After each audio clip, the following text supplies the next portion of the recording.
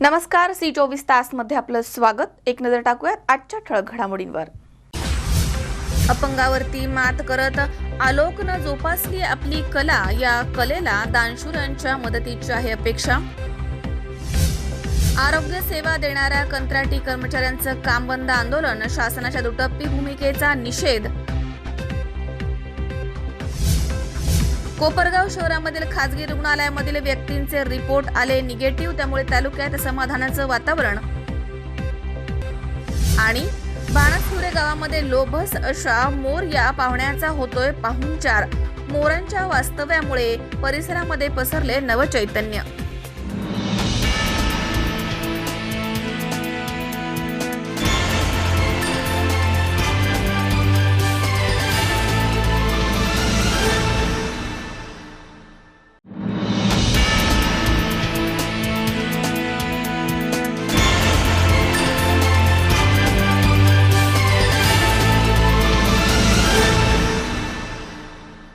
एका फुलाची 10 फुलं झाली। याची 10 पट व्हायला पाहिजे राव। हा? होणार, पर त्याला जादू नाही आधुनिक तंत्रज्ञान लागते। अरे मागल्या वर्षी मी नाही का स्मार्टेकनं केलं होतं। महाधन स्मार्टेकचं आधुनिक तंत्रज्ञान पिकास अन्नद्रव्यांचा पुरवठा वाढवतं। म्हणूनच महाधन स्मार्टेकवर प्रत्येक 1 रुपया जास्त गुंतवल्यावर 10 रुपये जास्त नफा मिळतो। महाधन स्मार्टेक 1 पट देईल 10 पट।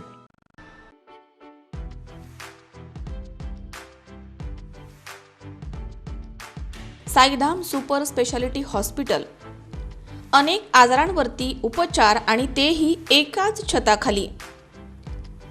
साईधाम सुपर स्पेशालिटी हॉस्पिटल, आमच्याकडील उपलब्ध सुविधा पुढील प्रमाणे: अत्याधुनिक लेप्रोस्कोपी आणि वंध्यत्व निवारण सेंटर, दुर्बिणीद्वारे गर्भाशय पिशवी काढणं, गर्भनलिका आणि बीजांडावरील सर्व ऑपरेशन्स, पोटावर एकही टाका न घेता गर्भपिशवी काढणं, गर्भपिशवी बाहेर येणं यावरती गर्भाशय न काढता उपचार, वेदनारहित सुलभ प्रसूती सल्ला आणि सेवा, प्रसूती आणि स्त्रीरोग अतिदक्षता विभाग, IUI, कॅन्सर निदान आणि उपचार, सुसज्ज ऑपरेशन थिएटर आणि प्रसूतीगृह, सोनोग्राफी आणि अतिदक्षता विभाग, 24 तास अत्यावश्यक सेवा, व्यसनमुक्ती केंद्र, तंबाखू गुटखा दारू या व्यसनांवरती उपचार, लैंगिक संबंध दोष आणि त्यावरती उपचार, स्त्रियांमधील रक्तदाब, थायरॉइड, मधुमेह यावरती उपचार, गर्भपिशवी कॅन्सर निदान आणि उपचार, तसेच अपेंडिक्स, हर्निया, आतड्यांचे विकार, मूळव्याध, भगंदर, संडासचे विकार यावरती उपचार, तज्ज्ञ डॉक्टरांचं मार्गदर्शन, 2 बेड्सचे सुसज्ज अतिदक्षता विभाग, त्याचबरोबर दंतरोग विभागामध्ये कॉम्प्युटराइज तपासणी, वेडेवाकडे दात सरळ करणं, मुखरोग निदान आणि उपचार, रूट कॅनल उपचार, अक्कलदाढ काढणं, स्माईल डिझायनिंग, हिरड्यांवरील शस्त्रक्रिया, फिक्स दात आणि कवळी बसवणं, लहान मुलांच्या दातांचे उपचार, इम्प्लांट बसवणं, सिमेंट किंवा कंपोजिट फिलिंग, दात काढणं, 25 बेड्सचे सुसज्ज साईधाम रुग्णालय, डॉक्टर स्वप्नील माने, स्त्रीरोग कर्करोग तज्ज्ञ, लॅप्रोस्कोपी सर्जन, मोबाईल नंबर 7498136701। नमस्कार, मी डॉक्टर स्वप्नील माने, स्त्रीरोग तज्ज्ञ। गेल्या 7 वर्षापासून साईधाम हॉस्पिटलच्या माध्यमातून आम्ही रुग्णांची सेवा करत आहोत। आमच्या संस्थेचं मेन उद्दिष्ट आहे अल्पदरात शस्त्रक्रिया। तर या हॉस्पिटलमध्ये स्त्रीरोग, प्रसूती, कॅन्सर आणि दंत यावर आम्ही रुग्णांना सेवा देत आहोत। जास्तीत जास्त रुग्णांनी या सेवेचा फायदा घ्यावा। धन्यवाद। साईधाम सुपर स्पेशालिटी हॉस्पिटल, ठिकाण कोर्ट एरिया, भाग्यश्री हॉटेल शेजारी, नगर मनमाड हायवे, राहुरी, तालुका राहुरी, जिल्हा अहमदनगर। दूरध्वनी क्रमांक 02426 235500। जनसंपर्क अधिकारी, मोबाईल नंबर 8390 02 4973। 24 तास ॲम्ब्युलन्स सेवा, मोबाईल नंबर 8007 97 57 59। तेव्हा मग आता धावपळ करू नका, साईधाम सुपर स्पेशालिटी हॉस्पिटलमधील अत्याधुनिक उपचारांचा लाभ घ्या आणि चिंतामुक्त व्हा।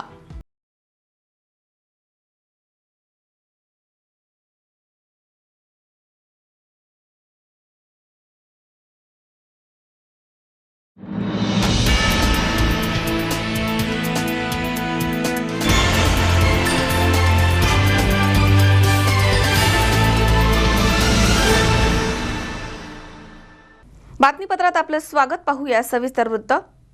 आपल्या अपंगत्वावरती मात करत 14 वर्षीय दिव्यांग तरुण आलोक शेलार हा आपली गायन कला आणि चित्रकला जोपासतोय. तो केवळ 4 महिनेच शाळेमध्ये गेला, मात्र स्मरणशक्तीच्या जोरावरती तो उत्तम वाचन करतो. त्याची परिस्थिती खूप हालाकीची आहे. आजी आजोबांच्या सोबत तो राहतोय. दरम्यान या आलोकच्या कलेला दानशूर व्यक्तींच्या मदतीची आता गरज आहे. इस दुनिया में ना तो कुछ मुश्किल होता है, ना ही आसान होता है. सारा खेल मानने का है. जो मानता है कि उसके लिए मुश्किल है तो उसके लिए मुश्किल है, और जो मान लेता है कि मेरे लिए आसान है तो उसके लिए सब आसान है. आशाएं आशाएं आशाएं आशाएं. जन्मताच आलेलं अपंगत्व विसरून आलोक विठ्ठल शेलार हा 14 वर्षाचा दिव्यांग तरुण आपल्यामधील चित्रकला आणि गायन कलेला घरी बसून वाव देतोय. अकोले तालुक्यातील धुमाळवाडी गावामध्ये आलोक हा आपल्या आजी आजोबांच्या सोबत राहतो. तो 2 वर्षांचा असल्यापासून त्याची जबाबदारी ही त्याच्या आजी आणि आजोबांनी घेतली. आलोक हा केवळ 4च महिने शाळेमध्ये गेला. तो आपल्या स्मरणशक्तीच्या जोरावरती खडाखड वाचन करतो. तसेच घरामध्ये बसून तो विविध प्रकारची चित्र देखील रेखाटतो. त्यानं बनवलेली चित्र पाहून सर्वच जण अवाक होतात. मात्र त्याचे आजी आजोबा हे भाड्याच्या घरामध्ये राहतात. त्यांच्या 2 वेळच्या जेवणाची देखील पंचायत आहे. त्यामुळे समाजामधील दानशूर व्यक्तींनी पुढे येऊन आलोकच्या कलेला दान देण्याची आता गरज आहे. मला गायला आवडतं, चित्र काढायला आवडत आहे, शाळेत जायला पण आवडतं, पण शाळेत येऊन देत नाही. ही मोठा प्रॉब्लेम आहे. मला शाळेत जायची गरज आहे, पण मी घरी शिकतोय, माझा आनंद आहे. पण मला शाळेत जायचं होतं, पण शाळेत येऊन देत नाही. मला फक्त विचारायचं असेल का येऊन देत नाही. मी त्यांना एकदा विचारलं, ते म्हणतात मग तुला जर कुठं लागलं तर त्याची जबाबदारी आम्ही नाही घेणार. तुला शिकून मोठं काय व्हायचं, मोठ्यापणी काय व्हायचंय? मला मोठ्यापणी जर चित्र काढायला चांगली आली, चालायला जर लागलो तर चित्रकार होईल. आणि जर मोठं झालो, जी चांगली पगाराची नोकरी असेल, जी मला येईल, मला जमल, तीच मी करणार. आजी बाबांकडे राहतोस तू, आई वडिलांची आठवण येत नाही का?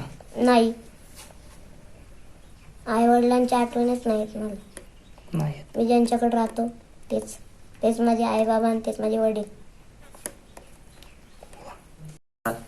कुणी न शिकवता चित्रकला, चांगले चित्र काढणारा, गायन करणारा, वाचन करणारा हा छोटासा मुलगा म्हणजे प्रेरणादायी किंवा प्रेरणेचा एक उत्तम स्रोत आहे.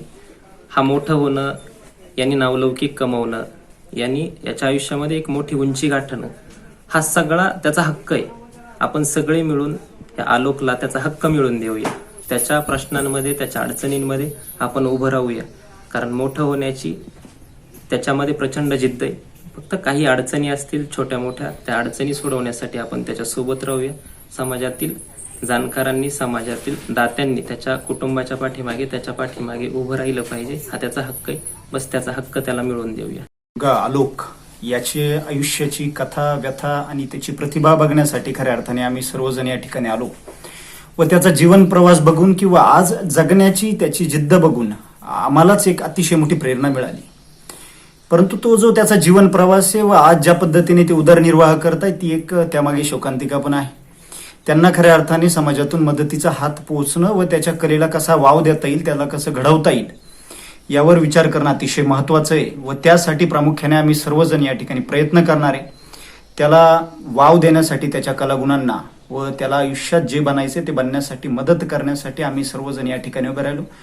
व या संदर्भातच मी सर्व समाजातील जे समाजाचं देणे लागतो ही भावना मनात जपतात त्या सर्वांना आवाहन करतो की आपण एक मदतीचा हात पुढे करावा, त्याला या ठिकाणी धुमाळवाडीला येऊन भेटावं व त्याच्या आयुष्यात तो काहीतरी बनेल, त्याच्या ज्या कला आहेत त्याला वाव मिळेल यासाठी काम. तो 12 वर्ष झालं. त्याची आई म्हणत होती त्याला की आश्रम मध्ये टाकायचा, तिचं सांभाळायचं ताकद नव्हती, तिला कामाला जावं लागतो. त्याच्यामुळं मग तिला म्हणलं आम्ही आश्रममध्ये नको टाकू, आम्ही सांभाळतो बाई, ती बाळ आहे त्याला कसं टाकावा, धक्का लागतो, ते माशावानी तर पडतं, मग आम्ही सांभाळतो. मग आम्ही त्याला घेऊन आलो. आता 12 वर्ष होत आलेत त्याला आणलेला आम्ही. तर माझा एक माणूस कामाला आहे, तर आम्ही एकट्याच्या जीवावर भागावतो बिन, त्याचा दवाखाना करतो, त्याच्या शाळेचं पाहतो. त्याला शाळेत नेता येत नाही, आम्हाला मस्त वाटतं त्याला शाळेत न्यावा आणावा, पण आमची ताकद चलत नाही त्याला न्यायची ना आणायची, धक्का लागलं की मोडता येते. मग आम्ही एवढं प्रयत्न करतोय की त्याला दवा गोळ्या आयुर्वेदिक औषधं सगळी चालू येतं. मग आता त्याचे दवा गोळ्या करूनच आम्ही मीठ मिरची करून खातोय. त्याच्यामुळं काय होतं, त्याच्या दवा गोळ्याला पैसा जर नसला तर लय आणायच्या, तर 10 रुपयाची का व्हायना एक गोळी त्याला आणत राहतो आम्ही. असं प्रयत्न करता करता आम्ही सांभाळतोय त्याला. काढीत आजपर्यंत इथपर्यंत आलोय आम्ही. अजून आता इथून पुढे किती ताकद करावा ही चालत नाही आमचा इलाज. एकट्याची जेव्हा मेहनत किती होती, मजुरी करणाराचं कसं भागत, आणि मजुरी करणाराने किती खावावं आणि किती त्याला दवाखान्याला खर्च करावा आणि त्याचा प्रयत्न किती करावा पुढचं. आलोकला चित्रकलेची आवड आहे, त्याचा त्याला छंद तुम्ही कसं चित्रकलेची जोपासता? आवड आहे, त्याला गायन कामाची आवड आहे, त्याला गवळणीची आवड आहे, त्याला परत अभ्यासाची पण आवड आहे. पण त्याचं शिक्षणात जास्त महत्व त्याचं चित्रकलेत आहे. पण त्याला कसं होतं की त्याच्या हातांना ताकद नाही, त्याच्यामुळे चित्रकलेला एकट्याला एक चित्राला 4-4, 8-8 दिवस लागत येतं. पण त्याला वाटतंय शिकावा, मला शाळेत न्यावा, पोरांच्या बरोबर खेळावा, पोरांच्या बरोबर शिकावा, 4 माणसात फिरावा, अशी त्याची आशा भूक आहे. एका जाग्यावर घरात कोंडल्यावानी झालाय निसता त्याला काय वाटतं की मला शाळेत न्यावा, अशी त्याची अपेक्षा आहेत. पण आपण करून करून काय करणार आहे, जिथपर्यंत आपलं पाय चालते आणि तिथपर्यंतच करतोय आम्ही, याच्या पुढे इलाज नाही आम्हाला वाटतं त्याने शिकावा, त्याने काहीतरी मार्गाला लागावा, त्याच्या मागं आपल्या मागं त्याचं कसं व्हायचं हे आम्हाला आशय आहे. खरं तर आलोक हा गेले 1 महिन्यापूर्वी माझ्याकडे हॉस्पिटलमध्ये आला होता. तर त्याची तपासणी केल्यानंतर जाणवलं की त्याला सेरेब्रल पाल्सी प्लस क्वाड्रिप्लेजिया आहे. त्याच्यामध्ये दोन्ही हात दोन्ही पाय त्याच्या हाडाची वाढ होत नाही आहे. आणि आता तो 14 वर्षाचा आहे, परंतु त्याची उंची वगैरे काही वाढली नाही, पण बुद्धी खूप वाढलेली आहे. खरं तर तपासणी झाल्यानंतर त्याच्या घरच्यांनी सांगितलं की याला चित्रकलेची खूप मोठी आवड आहे आणि त्याची चित्र काही मला दाखवलं त्यांनी. दाखवल्यानंतर की इतके सुंदर सुंदर चित्र त्यांनी काढलेत. खरं तर असे त्याच्या ज्या कलेला वाव मिळावा यासाठी आपण सामाजिक संघटना असतील, मित्रपरिवार असेल किंवा शासनाच्या काही योजना असतील, जास्तीत जास्त असा लाभ त्याला भेटावा.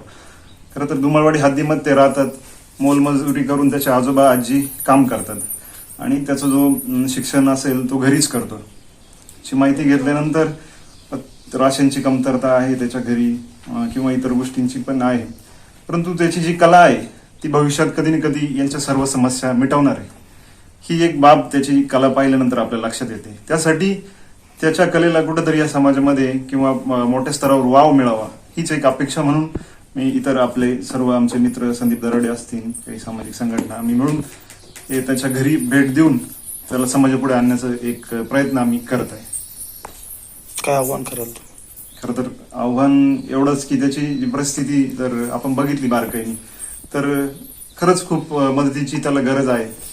त्याला शासन अनुदान असेल किंवा सामाजिक संघटना असतील यांच्या मार्फत कधी व्हीलचेअर, जे आपण सेन्सरची व्हीलचेअर म्हणतो, की जेणेकरून बहुतेक गोष्टी तो स्वतःच्या करू शकतो, अशा पद्धतीची काही मदत झाली तर चांगलं होईल आणि शासकीय अनुदान मिळालं अधिकाधिक. गाऊ एकच गान, चला चला हो एकमुखाने गाऊ एकच गान.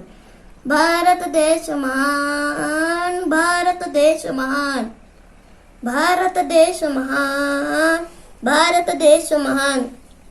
हिमलयाची हिमशिखरे ती भारतभूच्या शिरी डोलती, हिमलयाची हिमशिखरे ती भारतभूत शिरी डोलती. गंगा यमुना आणि गोमती घालिती पान, चला चला हो एकमुखाने गाऊ एकच गान.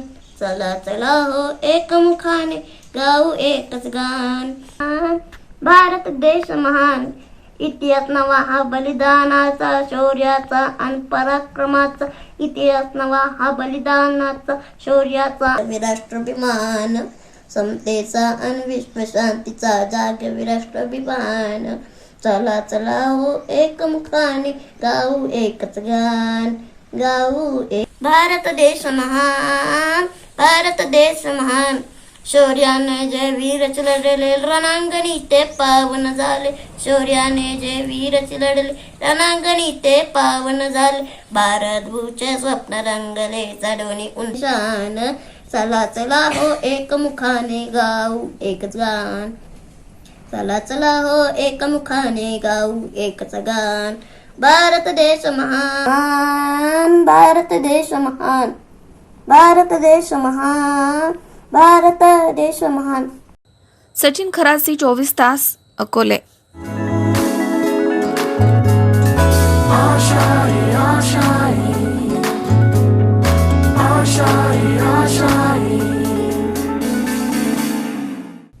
जगप्रसिद्ध लोणार सरोवराच्या पाण्याचा रंग अचानकपणे लाल दिसू लागल्यामुळे सर्वत्र याबद्दल आश्चर्य व्यक्त होऊ लागलं.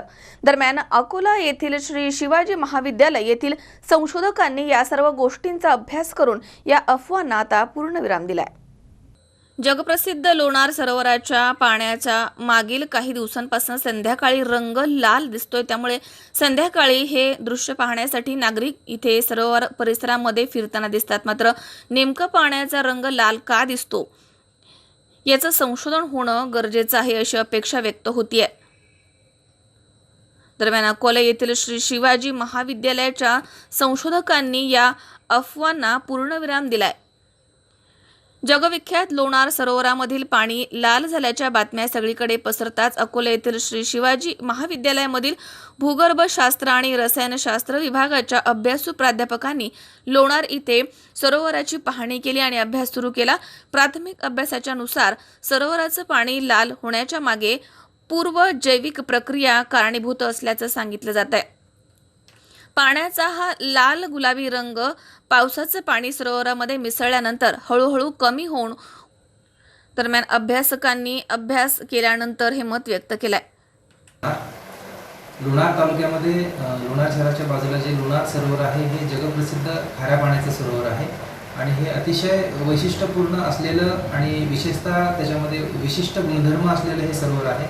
हे सरोवर खाऱ्या पाण्याचं सरोवर आहे आणि त्याच्यामध्ये ज्या वेगळे गुणधर्म असलेला हा सरोवर आहे. ह्याच्यामध्ये नीलहरित शैवाल असल्यामुळे या सरोवराचा रंग रेग्युलरली हा हिरव्या रंगामध्ये हा सरोवर आहे आणि त्याचा पाण्याचा रंग हा हिरव्या रंगाची साधर्म्य असलेला तो पाण्याचा रंग आहे. परंतु काही दिवसामध्ये गुलाबी झाला नसता, त्यामुळं वेगळ्या प्रकारचा गढूळ पाण्याचा रंग हा पिवळसर गढूळ असतो. त्यामुळं मला असं वाटत नाही की प्रकल्पाचा त्या पाण्याच्या रंगामध्ये काही संबंध असेल. जे काही संबंध असेल तो आपले जे सायंटिस्ट असतील, जे काही आपले वैज्ञानिक असतील, त्या क्वालिटेटिव्ह अनालिसिसमधून ते आपल्याला काही. गजानन नरवाडे, 24 तास, मेहकर. राज्याचे सामाजिक न्याय मंत्री धनंजय मुंडे यांना कोरोनाची लागण झाल्याचं स्पष्ट झालंय. तसेच त्यांचे स्वीय सहाय्यक आणि अन्य कर्मचारी अशा 5 जणांना देखील कोरोनाची लागण झाल्याचं समोर आलंय. राज्याचे सामाजिक न्याय मंत्री धनंजय मुंडे यांना कोरोनाची लागण झाल्याचं स्पष्ट झालंय. मुंडे यांच्या स्वीय सहाय्यकासह अन्य कर्मचारी बाधित असल्याचं समोर आलंय. राज्य मंत्रिमंडळाच्या बुधवारच्या बैठकीमध्ये मुंडे सहभागी झाले होते. याआधी गृहनिर्माण मंत्री जितेंद्र आव्हाड आणि सार्वजनिक बांधकाम मंत्री अशोक चव्हाण यांना कोरोनाची लागण झाली होती. या दोनही मंत्र्यांनी कोरोनावर मात केली. धनंजय मुंडे हे कोरोनाची बाधा होणारे राज्य सरकारमधील 3रे मंत्री ठरलेत. धनंजय मुंडे यांच्यासह त्यांच्या 5 कर्मचाऱ्यांना देखील कोरोनाची लागण झाली आहे. त्यामध्ये त्यांचे 2 स्वीय सहाय्यक, मुंबईमधील वाहन चालक, स्वयंपाकी आणि बीड येथील चालक चव्हाण याचा समावेश आहे. रात्री धनंजय मुंडे यांचा कोरोना चाचणीचा रिपोर्ट आला आहे. राज्यामध्ये एकीकडे कोरोना रुग्णांची संख्या दररोज वाढते, त्याचवेळी आता राज्यामधील काही मंत्री देखील कोरोना बाधित होत आहेत. मंत्रालयामधील काही सचिव अधिकाऱ्यांना देखील या व्हायरसची बाधा झाली आहे. 4 दिवसांपूर्वी कोरोनाची टेस्टिंग करणाऱ्या प्रयोगशाळेचं उद्घाटन देखील केलं होतं. गौतम अवसरमलसह कृष्णा नन्नवरे, 24 तास, बीड. या ठिकाणी वेळ झाली छोट्याशा विश्रांतीची. अवघ्या काही क्षणात परत येतोय. तुम्ही पाहत राहा 24 तास, जगा वर्तमानात बिनधास्त.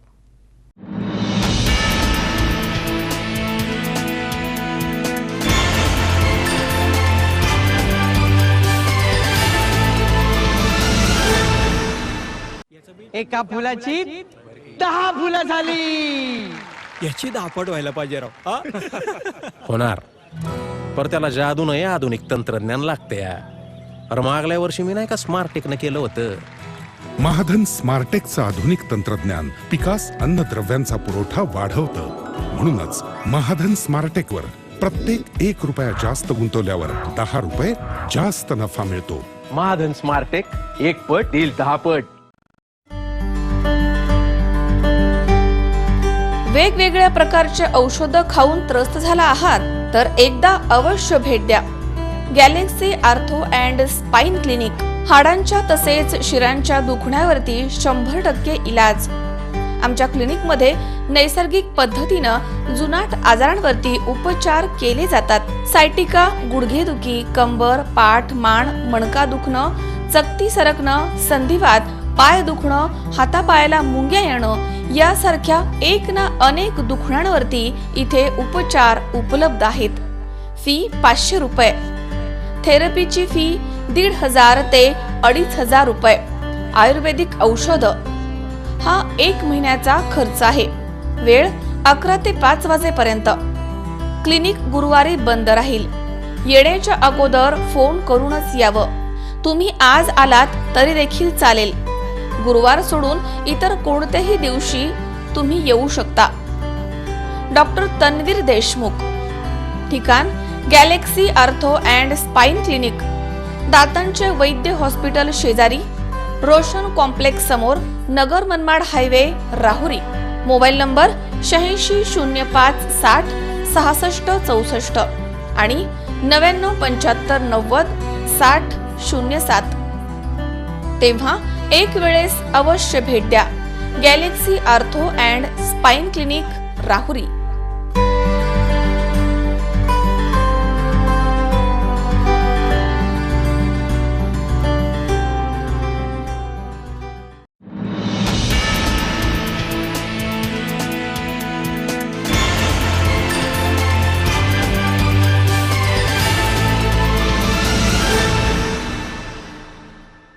विश्रांतीनंतर बातमीपत्रात पुन्हा एकदा आपलं स्वागत.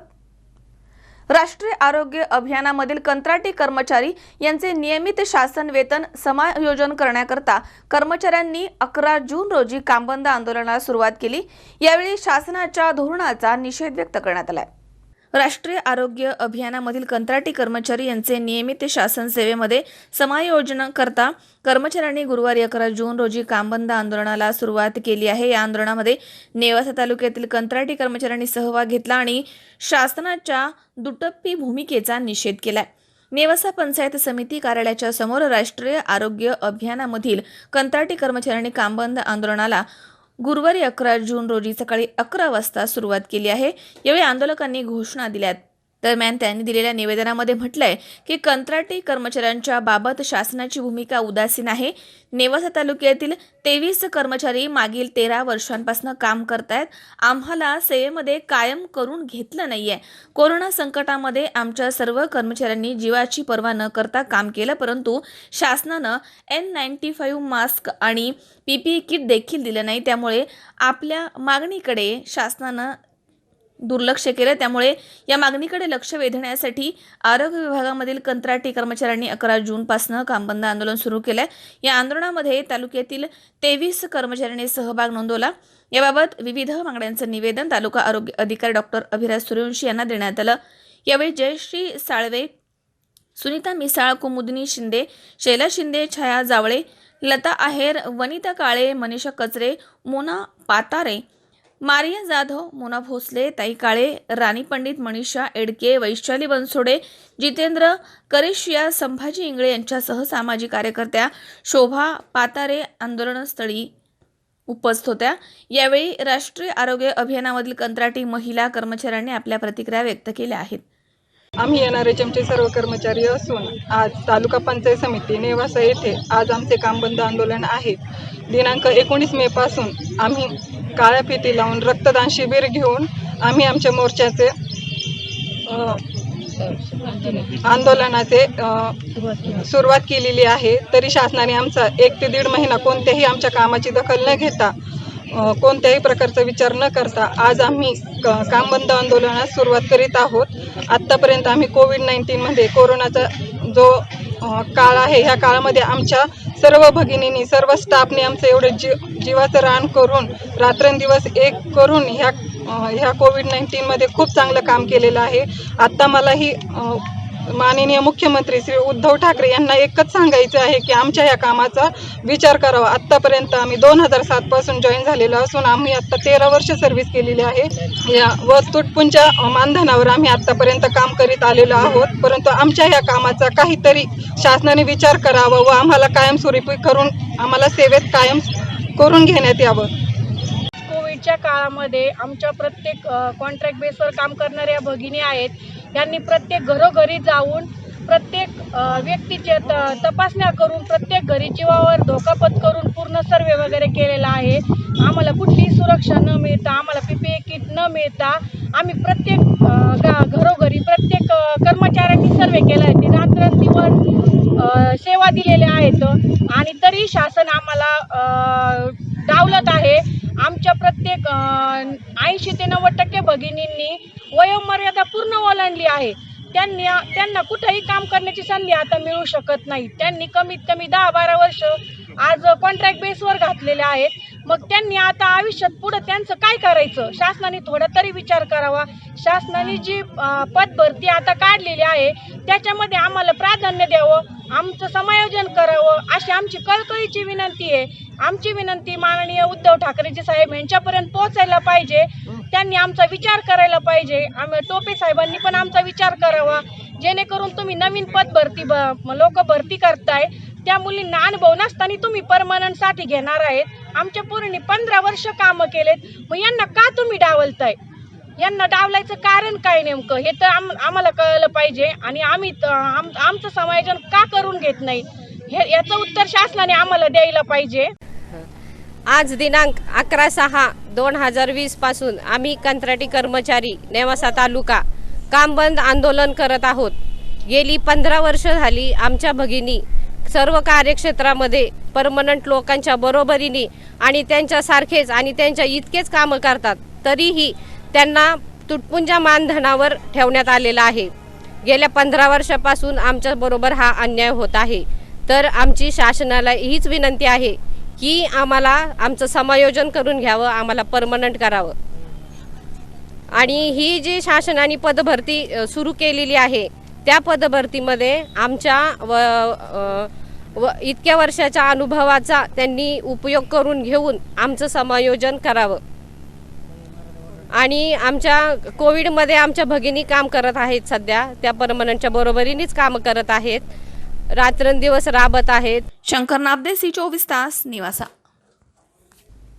हिंगोली जिल्ह्यामध्ये पावसाळ्याला सुरुवात झाली आहे. दरम्यान शेतकऱ्यांमध्ये आता आनंदाचं वातावरण पसरले, तर काही शेतकऱ्यांनी तूर आणि कापसाची लागवड सुद्धा सुरू केली आहे. हिंगोली जिल्ह्यामध्ये काल सायंकाळपासून पावसाला सुरुवात झाली आहे. संपूर्ण जिल्ह्यामध्ये पाऊस पडतोय.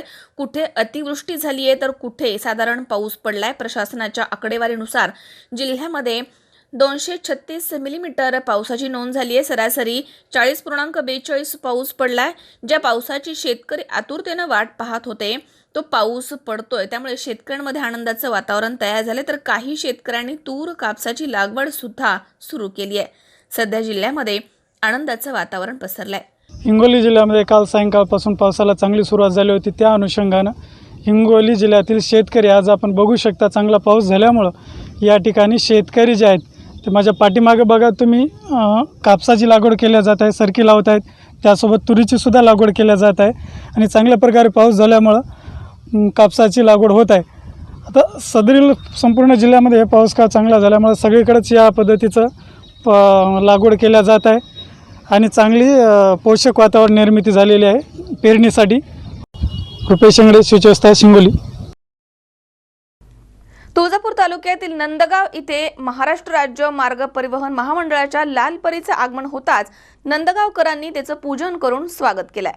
तुळजापूर तालुक्यातील नंदगाव इथे महाराष्ट्र राज्य मार्ग परिवहन महामंडळाच्या लाल परीचे आगमन होताच नंदगावकरांनी तिचं पूजन करून स्वागत केलंय. सध्या सुरू असणाऱ्या महाभयंकर कोरोना विषाणूच्या प्रादुर्भावामुळे महाराष्ट्र राज्याची लालपरी संकटामध्ये सापडली. या संकटावरती मात करण्यासाठी महाराष्ट्र राज्य मार्ग परिवहन महामंडळानं लालपरी सुरू करण्याचा निर्णय घेतल्यामुळे ती नंदगाव इथे दाखल झाली. नंदगाव इथे आगमन होताच लालपरीचं मोठ्या उत्साहात स्वागत करण्यात आलं.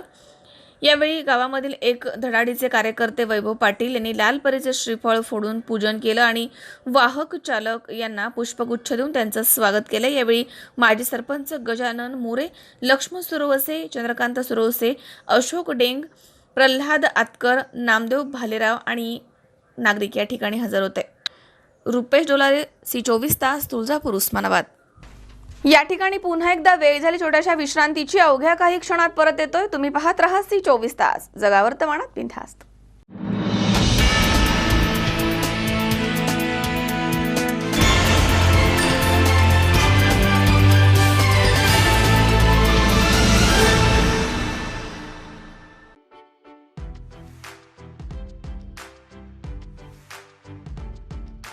Saidham super speciality hospital. अनेक आजारांवरती उपचार आणि तेही एकाच छताखाली. Saidham super speciality hospital.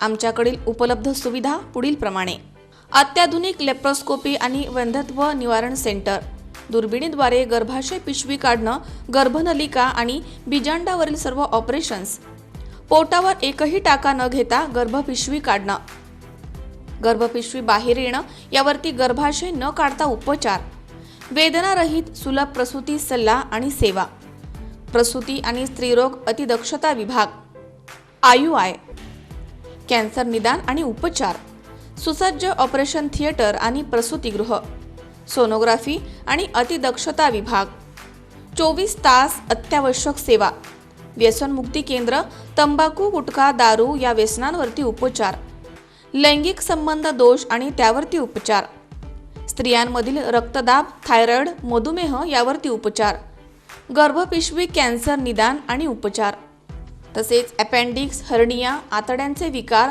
मूळव्याध, भगंदर, संडासचे विकार यावरती उपचार, तज्ज्ञ डॉक्टरांचं मार्गदर्शन, 2 बेड्सचे सुसज्ज अतिदक्षता विभाग, त्याचबरोबर दंतरोग विभागामध्ये कॉम्प्युटराइज तपासणी, वेडेवाकडे दात सरळ करणं, मुखरोग निदान आणि उपचार, रूट कॅनल उपचार, अक्कलदाढ काढणं, स्माईल डिझायनिंग, हिरड्यांवरील शस्त्रक्रिया, फिक्स दात आणि कवळी बसवणं, लहान मुलांच्या दातांचे उपचार, इम्प्लांट बसवणं, सिमेंट किंवा कंपोजिट फिलिंग, दात काढणं, 25 बेड्सचे सुसज्ज साईधाम रुग्णालय. डॉक्टर स्वप्नील माने, स्त्रीरोग, कर्करोग तज्ज्ञ, लॅप्रोस्कोपी सर्जन. Mobile number 74 98 13 67 01. नमस्कार, मी डॉक्टर स्वप्नील माने, स्त्रीरोग तज्ज्ञ. गेल्या 7 वर्षापासून साईधाम हॉस्पिटलच्या माध्यमातून आम्ही रुग्णांची सेवा करत आहोत. आमच्या संस्थेचं मेन उद्दिष्ट आहे अल्पदरात शस्त्रक्रिया. तर या हॉस्पिटलमध्ये स्त्रीरोग, प्रसूती, कॅन्सर आणि दंत यावर आम्ही रुग्णांना सेवा देत आहोत. जास्तीत जास्त रुग्णांनी या सेवेचा फायदा घ्यावा. धन्यवाद. Saidham super speciality hospital. ठिकाण: कोर्ट एरिया, भाग्यश्री हॉटेल शेजारी, नगर मनमाड हायवे, राहुरी, तालुका राहुरी, जिल्हा अहमदनगर. दूरध्वनी क्रमांक 02426 23 55 00. जनसंपर्क अधिकारी, मोबाईल नंबर 83 90 02 49 73. 24 तास ॲम्ब्युलन्स सेवा. Mobile number 80 07 97 57 59. तेव्हा मग आता धावपळ करू नका. साईधाम सुपर स्पेशालिटी हॉस्पिटलमधील अत्याधुनिक उपचारांचा लाभ घ्या आणि चिंतामुक्त व्हा.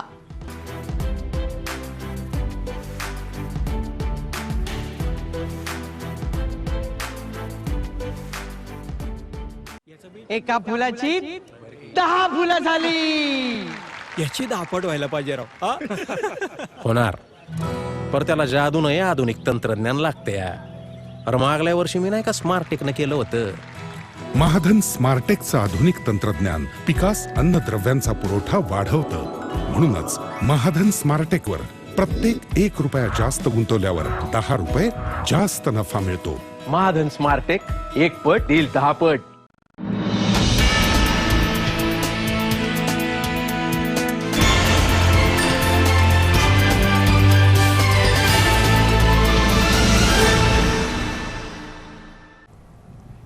नमस्कार, सी 24 तास वाहिनीमध्ये आपलं हार्दिक स्वागत.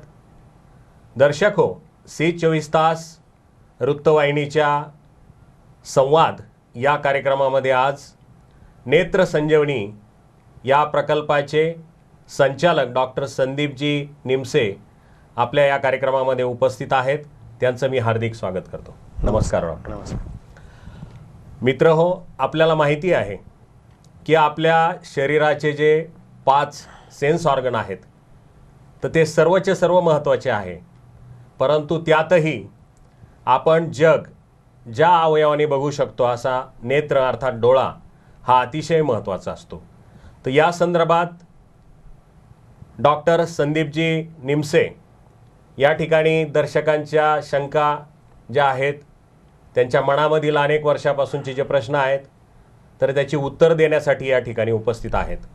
तर सर्वप्रथम मी डॉक्टरांना विचारतोय, डॉक्टर, आपले हे जे नेत्र आहेत तर आपल्याला जे अंधत्व आहेत, अंधत्व येण्याची कारणं काय आहेत आणि अंधत्व आल्यानंतर त्याच्यावर कशा प्रकारचे उपचार केले पाहिजेत? नेत्र हे अतिशय महत्त्वाचं एक ज्ञानेंद्रिय आहे. बरोबर आहे. कारण नेत्र जे आपल्याला ज्याच्यामधून सर्व आपण जग बघू शकतो, हो, तर याला अंधत्व येण्यामध्ये प्रमुख कारणामध्ये जर आहे काही व्यक्तींना मोतीबिंदू जो आहे हा सगळ्यात महत्त्वाचा अंधत्वाचा एक कारण आहे. कारण वयोमानानुसार मोतीबिंदू हा प्रत्येक व्यक्तीलाच होत असतो.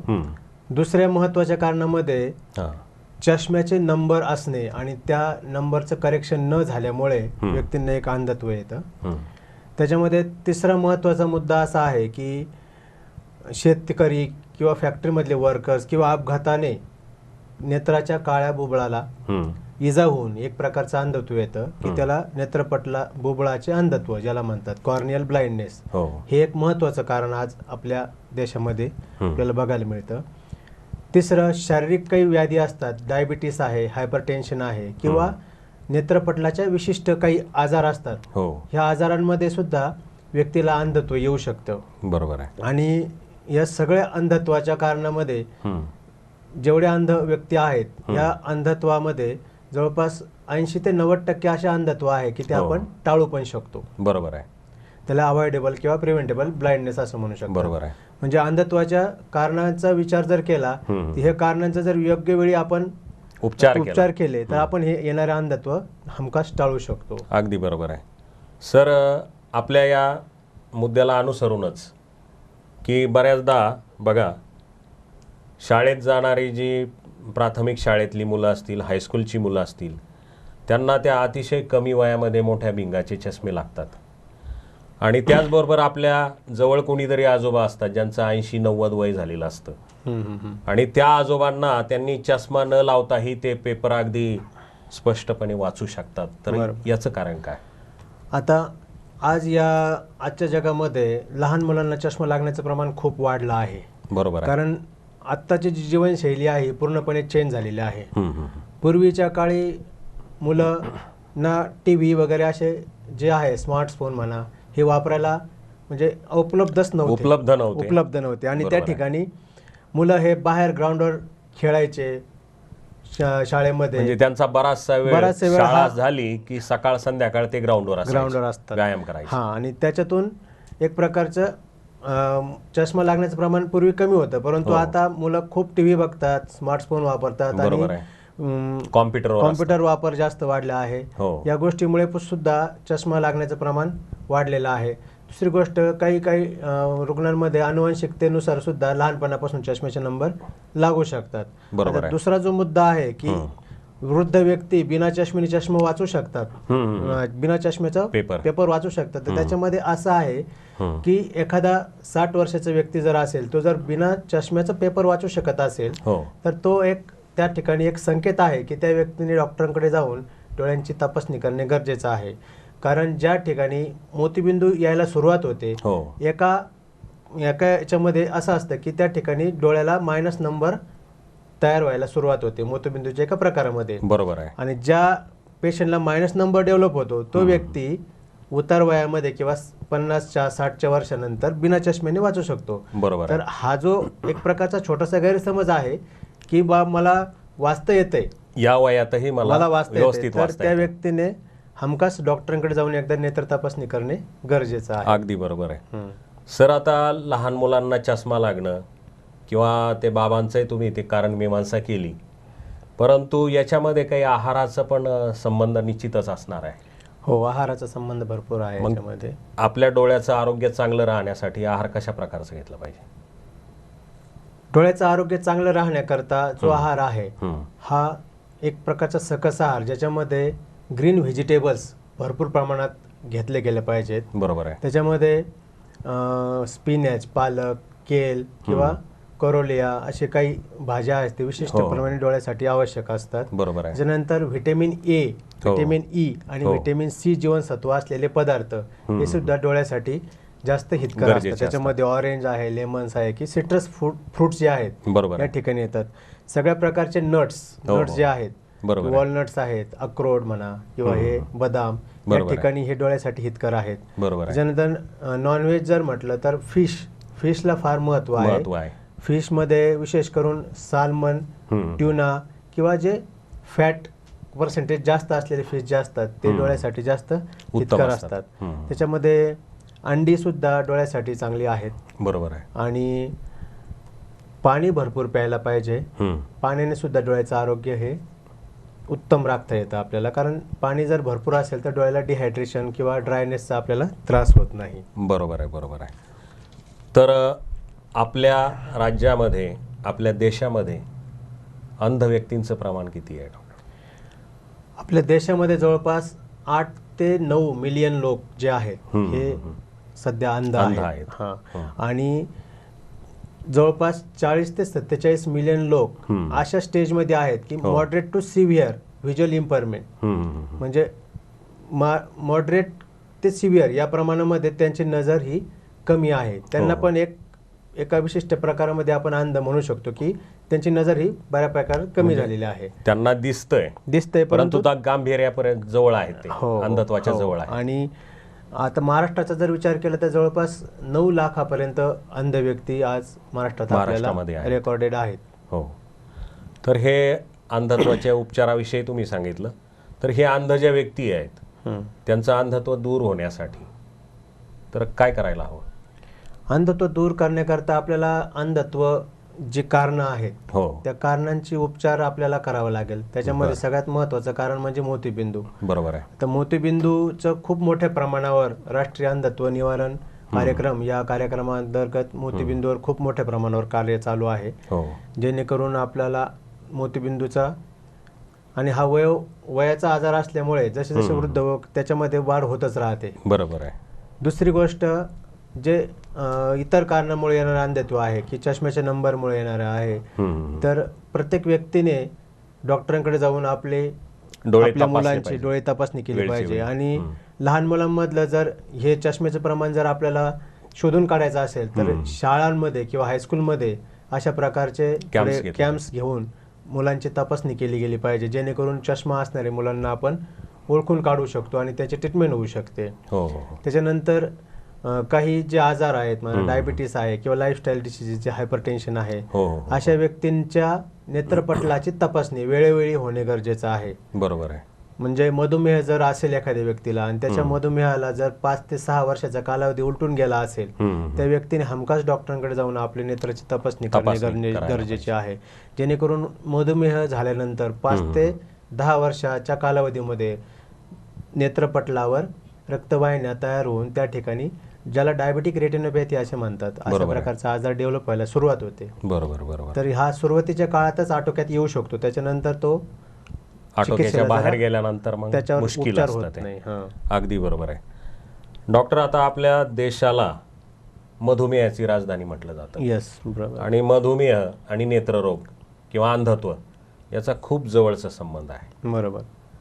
तर आपण पुढे येऊया की आपला राष्ट्रीय कार्यक्रम आहे देशाचा अंधत्व निवारण, नाही का? तर त्याविषयी सांगा. आपल्याकडे 1976 राष्ट्रीय अंधत्व निवारण कार्यक्रम सुरू झाला.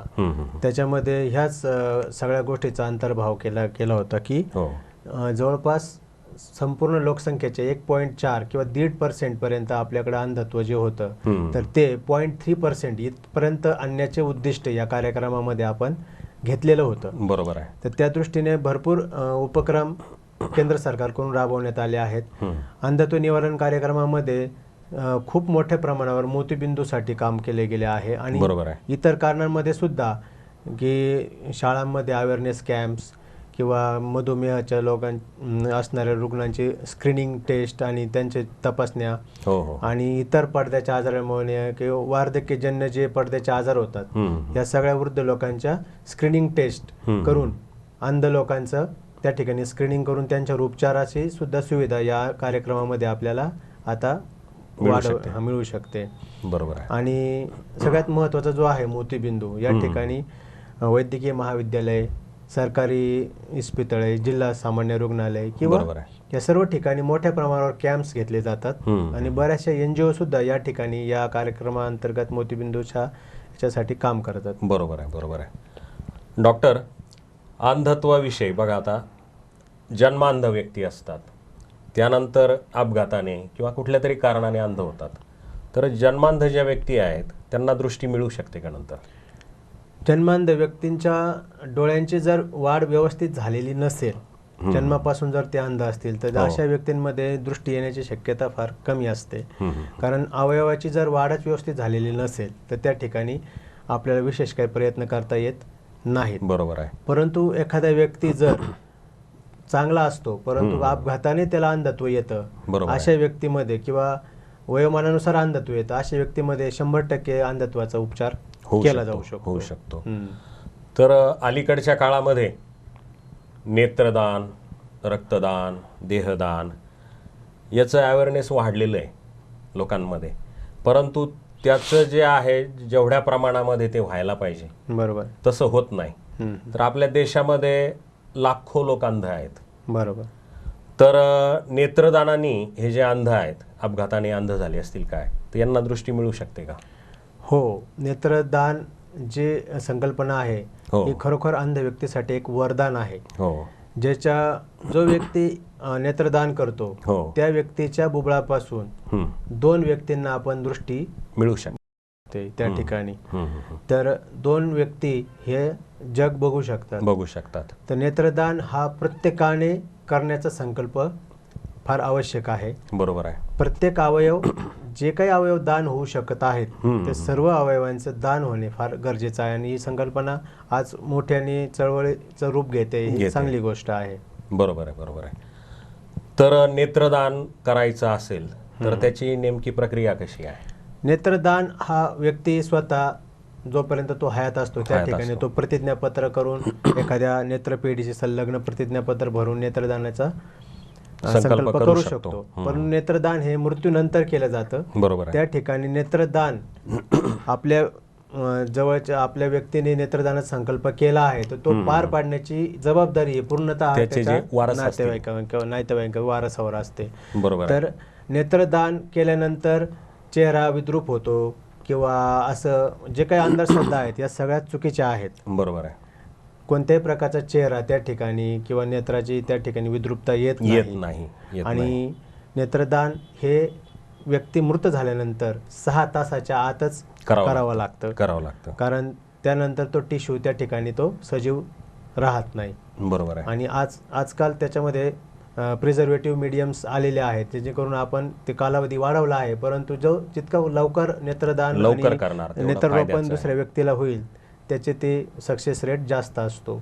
त्या ठिकाणी व्यक्ती मृत झाल्यानंतर डोळ्यावर थंड पाण्याची पट्टी ठेवायची, फॅन वगैरे बंद करायचे जेणेकरून बुबुळ हे कोरडं होणार नाही. याची काळजी घ्यावी लागते.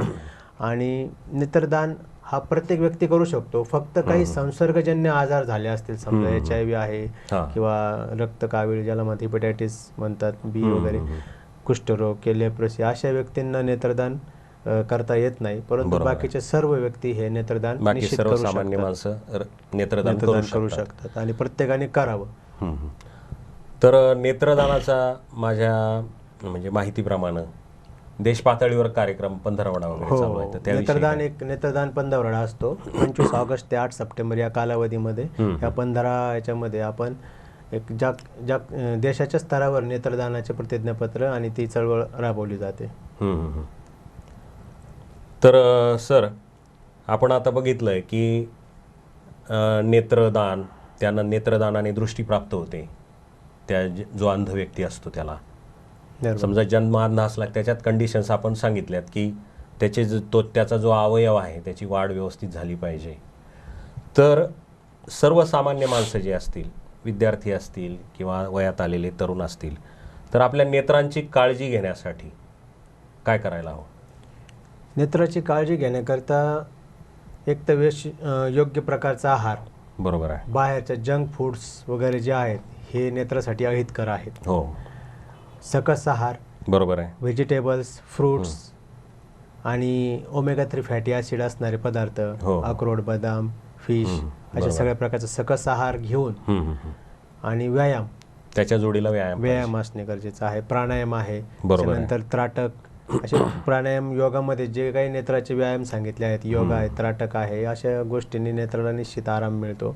आणि प्रत्येक व्यक्तीने स्वतःसाठी एक तास अर्धा तास वेळ काढून स्वतः व्यायाम केला पाहिजे, जेणेकरून शरीरातले जे आहे की एक प्रकारचे विशिष्ट जे केमिकल्स शरीरात येतात व्यायामानंतर, जेणेकरून शरीराला बूस्टअप भेटतो. बरोबर आहे. त्या सगळ्या गोष्टी व्यायामाने साध्य होऊ शकतात. बरोबर आहे, बरोबर आहे.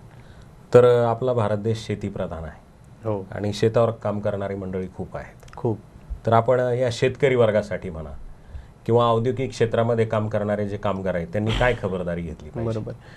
शेतकरी आता आज इतक्या दिवसांच्या माझ्या प्रॅक्टिसमध्ये खूप शेतकरी लोक जे असतात हे डोळ्याकरता फार म्हणजे दुर्लक्ष देतात, दुर्लक्ष करतात. शेतामध्ये त्यांना गवताच्या काडीपासून म्हणा किंवा पाना झाडापासून ऊसाचं पान लागू शकतं. त्यावेळेस जखम होते, ते घरगुती उपचार करतात किंवा गावात जनरल फिजिशियनकडे किंवा त्यांच्या फॅमिली डॉक्टरकडे ट्रीटमेंट घेतात आणि बरं होईल अशी वाट बघतात बऱ्याचदा. जर खरोखर त्यावेळेस त्याला जर जास्त इजा झालेली असेल तर त्या व्यक्तीचं ते आजार वाढत जातो निश्चितच, आणि बुबळावर एक प्रकारचा पांढरा टिपका किंवा अल्सर तयार होतो.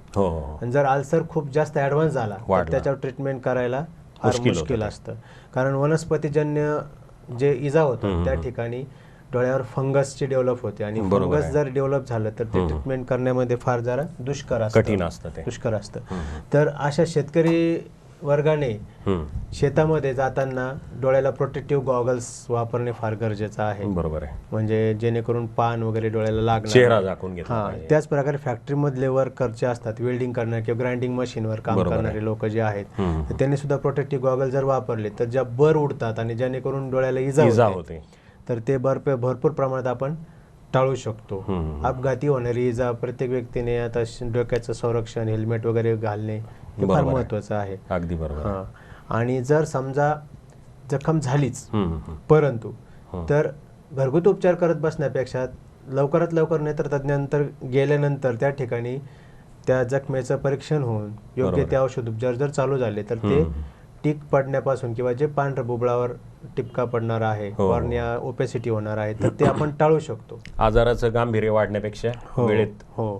आणि समजा जखम बरी झाल्यानंतरही जर पांढरा टिपका आला किंवा कॉर्नियल ओपेसिटी डेव्हलप झाली तर त्याच्यामध्ये परत आपल्याला नेत्रदान केलेल्या व्यक्तींच्या नेत्रापासून त्या व्यक्तीला आपण उपचार करू शकतो. अगदी बरोबर आहे. बरोबर.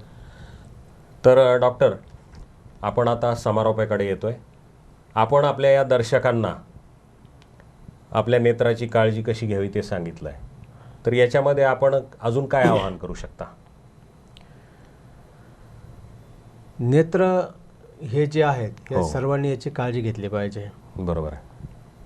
त्याला विशिष्ट की योग्य प्रकारचा जो आहार आहे हा व्यक्ती घेतला पाहिजे, डोळ्याचं प्रोटेक्शन केलं पाहिजे, स्वतःसाठी थोडा वेळ काढून की जे कॉम्प्युटर वर्क करणारे व्यक्ती आहेत किंवा जास्त मोबाईल वापरणारे लोक आहेत त्यांनी सलग न बसता थोडासा वेळ काढून बाहेर फिरणे किंवा लाईफस्टाईल मॉडिफिकेशन करणे फार गरजेचं आहे या ठिकाणी.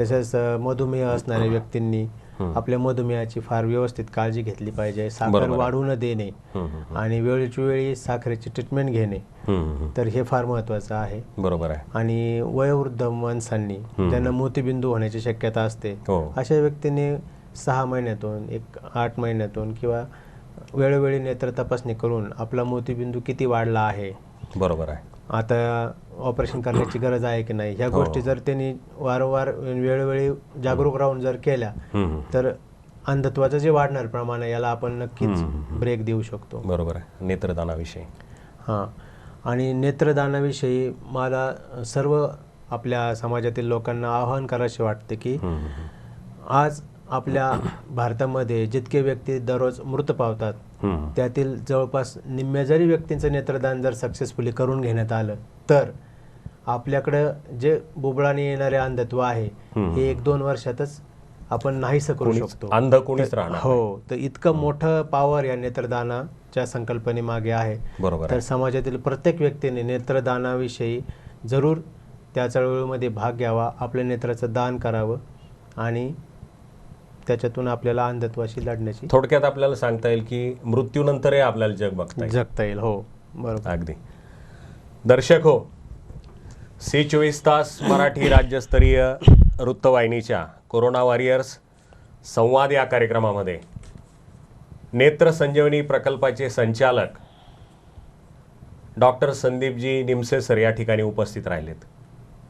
आपल्याला सर्वांना ज्ञात आहे की आपल्या शरीराचे जे 5 ज्ञानेंद्रिय आहे त्यामध्ये डोळा हा अतिशय महत्त्वाचा आहे. डॉक्टरांनी सांगितलं की आपल्या देशामध्ये लाखो लोक अंध आहेत आणि त्यांनी जाता जाता हाही महत्त्वाचा मुद्दा सांगितला की जे अपघातामध्ये ज्यांचा दुर्दैवानं मृत्यू होतो अशा मृत्यू झालेल्या लोकांपैकी निम्म्या लोकांनी 50% लोकांनी जरी नेत्रदान केलं तर आपला संपूर्ण देश हा जे अंध आहेत त्या त्यांना दृष्टी मिळू शकेल. बोबळानी झालेले जे लोक आहेत त्यांना दृष्टी मिळू शकेल आणि आपल्या देशातून अंधत्व नष्ट होऊन जाईल. तर मित्रांनो, या ठिकाणी आपल्या या कार्यक्रमामध्ये डॉक्टर संदीपजी निमसे सर उपस्थित राहिलेत, त्याबद्दल मी त्यांना धन्यवाद देतो आणि थांबतो. नमस्कार. धन्यवाद. पुन्हा एकदा पाहूयात काही ठळक घडामोडी. अपंगावरती मात करत आलोकनं जोपासली आपली कला, या कलेला दानशूरांच्या मदतीची आहे अपेक्षा. आरोग्य सेवा देणाऱ्या कंत्राटी कर्मचाऱ्यांचं काम बंद आंदोलन, शासनाच्या दुटप्पी भूमिकेचा निषेध. कोपरगाव शहरामधील खासगी रुग्णालयामधील व्यक्तींचे रिपोर्ट आले निगेटिव्ह, त्यामुळे तालुक्यात समाधानाचं वातावरण. आणि बाणसपुरे गावामध्ये लोभस अशा मोर या पाहुण्याचा होतोय पाहुणचार. मोरांच्या वास्तव्यामुळे परिसरामध्ये पसरले नवचैतन्य.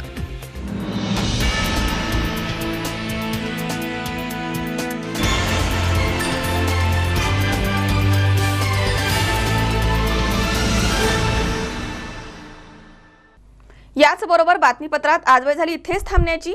ताज्या अपडेटसाठी बघत रहा C24 तास. जगा वर्तमानात बिनधास्त.